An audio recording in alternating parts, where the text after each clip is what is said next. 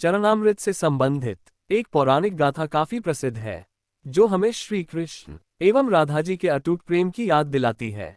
कहते हैं कि एक बार नंदलाल काफी बीमार पड़ गए। कोई दवा या जड़ी बूटी उन पर बेअसर साबित हो रही थी।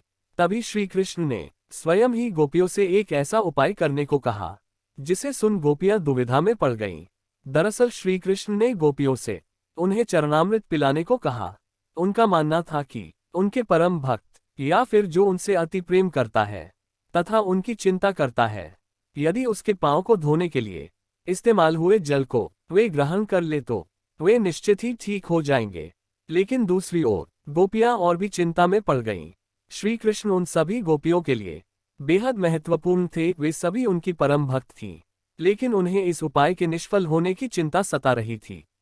उनके मन में बार बार यह आ रहा था कि यदि उनमें से किसी एक गोपी ने अपने पांव के इस्तेमाल से चरणामृत बना लिया और कृष्ण जी को पीने के लिए दिया, तो वह परम भक्त का कार्य तो कर देगी, परंतु किन्हीं कारणों से कान्हा ठीक ना हुए तो उसे नर्क भोगना पड़ेगा। अब सभी गोपियां व्याकुल होकर श्री कृष्ण की ओर ताक रही थी और किसी अन्य उपाय के बारे में सोच ही रही थी कि वहां कृष्ण की प्रिय राधा आ गईं। अपने कृष्ण को इस हालत में देख के राधा के तो जैसे प्राण ही निकल गए हों।